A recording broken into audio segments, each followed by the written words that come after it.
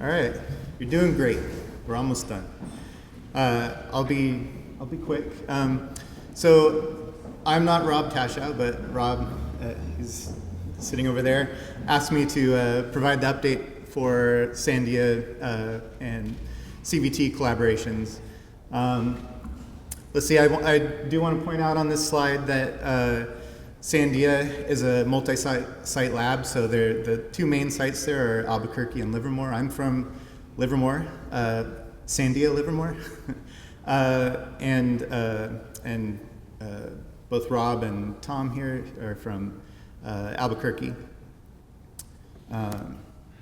So this stolen slide we put this up here mainly to make the point that Sandia's portfolio is very broad, and we have work going on in all of the thrust areas, though most of what I'm going to present after this slide fall in maybe thrust areas 1 and 5. If you have interest in other thrust areas and learning more about what Sandia is, what kind of research is going on, please contact Rob.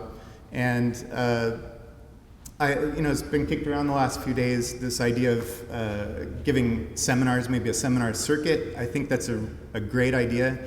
I wouldn't mind coming around and giving seminars, and I think that's a good way for all of us to learn more about what's going on at the labs, and vice versa. If any of you in the crowd is interested in coming out to Sandia and giving a seminar and talking to us and seeing what's going on, I'd really encourage that. Talk to me or Rob.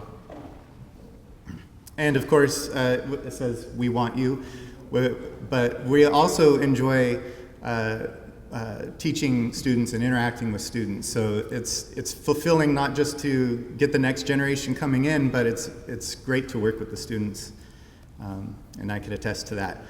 We've had a pretty successful year interacting with the CVT. This is a list of all the student interactions. I'm not sure if this is a complete list because not all the PIs responded. It's been a busy end of year, so I don't blame them, but we have at least these interactions have gone on the last year. I'm not going to go over each one separately. A lot of this work you already saw in the posters and the demonstrations, but I do want to point out a few things. One is several of these students that say present at the end. Those are, many of these were summer internships, sort of a short-term research project, but there's a lot of ongoing interactions here. So the ones that go to present or long-term, these are us interacting with the students and taking some sort of laboratory advisory role in the students' research. And it's really been working out well. Another success story is Kyle Pollack. He just graduated a few months ago, and he just joined our group actually last week. So we're starting to already get CVT students getting into the labs. And one more that I should have put up here is maybe a success story across all the consortia, or two consortia, is Patricia Schuster. Was an NSSC student for several years working with Eric Brubaker, and she recently graduated, and now she's working here at University of Michigan. So that's sort of a crossover success story, I think. Okay, another activity that was not officially a CVT activity, though I think maybe we could have a follow-on here, is a recent workshop we had last spring, in June, in Seattle, the workshop on techniques for information protection of imaging. Like I say, it wasn't a CVT activity, but a lot of CVT players were involved. There's a few left here that didn't leave yet. Investigating information protection, information barriers, specifically for information or imaging information. And I think everyone involved in that saw it as a great success, and we actually spent a lot of time talking at the end of this workshop how are we going to keep this going? Because this is something that I think is, it was fruitful for us, and I think a lot of good came out of that. One metric for that, if you like metrics, is at INMM there were some 7 papers that were a product, or at least related to talks that were presented at this workshop.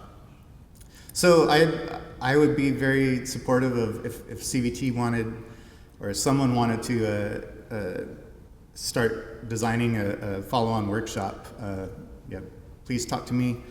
I think that would be a good thing to get going.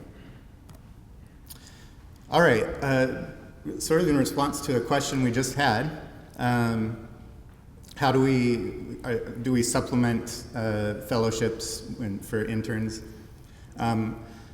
We've taken a few different routes here with students, interacting with students. There's sort of the basic summer internship, but as I showed, there's a lot of year-round continuing interaction with students.